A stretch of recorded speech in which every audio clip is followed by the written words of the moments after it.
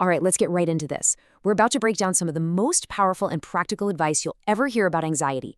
And look, this isn't coming from some book or a lecture. This comes from a 94-year-old man, and his wisdom was earned the hard way. And it starts just like that. So simple, so direct. No fancy introduction. Just a man with a lifetime of experience who has something important to say. It makes you stop what you're doing and listen. But you have to wonder, what gives him the right to talk about it? And bam, there it is. That one sentence, it changes everything. It grounds all of his advice not in some theory, but in the most brutal reality imaginable, the Korean War. His understanding of anxiety was forged in fire, and that's what makes what he has to say so incredibly real. So to really get this, we have to go back. We have to understand where this wisdom came from. We're going to the Chosin Reservoir, North Korea, in the dead of winter, 1950. Just try to picture this for a second. He's only 19 years old. It is 30 degrees below zero. Enemy soldiers are attacking in constant, relentless waves, and men are dying all around him. Not just from the fighting, but from literally freezing to death. This nightmare, this is the foundation for everything he learned about fear and how to carry it. But here's the thing. When he finally came home in 1953, the war wasn't over. Not for him. It just moved inside. He began this long, lonely fight against an enemy that nobody else could see. And this is what that invisible war looked like. This wasn't just about having bad memories. No, these were deep, physical things that hijacked his life. Waking up screaming every night, hitting the dirt anytime a car backfired, this uncontrollable rage and hands that just wouldn't stop shaking. This was his everyday reality. And what's really crucial to understand is the world he came back to. Back then, there was no language for what he was experiencing. PTSD, that term didn't exist. It was just called bad nerves. The advice he got was to man up, to shake it off. Today, of course, we know it's a very real condition. But that lack of understanding just made his battle so much more isolating. And this is his core message, really, for anyone who's ever been told to just get over it. He wants you to hear this loud and clear. What you're feeling is not a character flaw. You can't just flip a switch and turn it off. It's a real, heavy thing. And just admitting that, well, that's step one. So, after 15 long years of this fight, he started to figure things out. He found a way to manage it. And that brings us to the real heart of his wisdom. 4 simple, practical principles for taking your life back.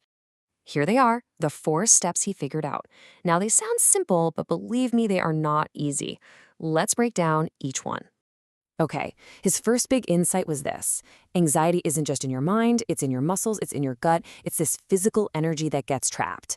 So what's the solution? You have to move. For him, it was chopping wood, digging in the garden, just walking. You got to give that trapped fear a way out. You have to literally burn it off. Number 2, break the loop. Anxiety loves to make you obsess about yourself, right? Your fears, your problems, your what-ifs. His antidote was brilliantly simple. Do something for somebody else. It didn't have to be some huge thing. Fix a neighbor's broken gate. Drop off some eggs. These small acts forced him to look outward, and that broke the inward spiral of worry. Now, this next one, this is what he said was the biggest breakthrough of all, the real game changer. He realized that anxiety almost never lives in the present moment. It lives in the future. It feeds on what might happen. He figured out that if he could just force his brain back to this very second, right now, he was almost always okay. So he developed this powerful mental tool. Whenever he felt that wave of anxiety starting to build, he would stop and ask himself this one simple question. Not about tomorrow, not about next year, but right now, this instant, is there a problem I have to deal with? This question became his anchor. And here is the absolutely staggering part. He found that 99% of the time, the answer to that question was no. In the immediate present, he was safe. And that just shows you how much of our anxiety is built on these future fears that haven't happened and you know what? Probably never will. I mean, just let that one sink in. All that energy we spend worrying, it doesn't build a shield. It doesn't protect us. All it really does is rob us of the good moments we have right in front of us. It's paying interest on a debt you might not even owe.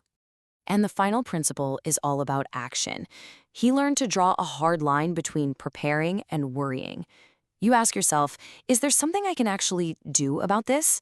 If the answer is yes, then get up and do it. Action is power. But if the answer is no, then you have to find a way to let it go. Because worrying about something you can't control is just, like he says, drowning. Now, on top of those 4 principles, he had 2 other anchors that held him steady. The first was faith, a belief in something bigger than himself, where he could put some of that weight. And the second was routine, a simple, predictable schedule, up at 5 a.m. every day, chores, meals. It gave his chaotic mind something solid to hold on to. So what's the end game here? It's not about magically erasing anxiety forever. That's not how it works. The real goal is to build a life that's strong enough to carry the scars, to live alongside them without letting them take over. And this, to me, is maybe the most hopeful and honest part of his whole story. The fear, the memories, they don't just vanish, but they're not in the driver's seat anymore.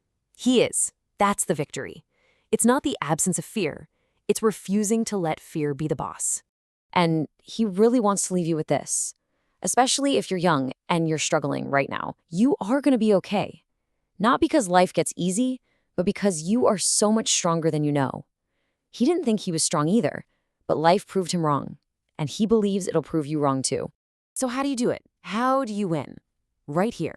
It's not some big dramatic battle you win once. It's a daily choice. You just make the worry a little bit smaller today than it was yesterday. It's about that small, steady, everyday progress. So the real takeaway is to turn this wisdom into action. Don't just absorb it. Do it. What's one small thing you can do right now, today, to take a step out of your own head? Go for a walk. Help somebody with something. Tackle one tiny task you've been putting off. That's where it all begins.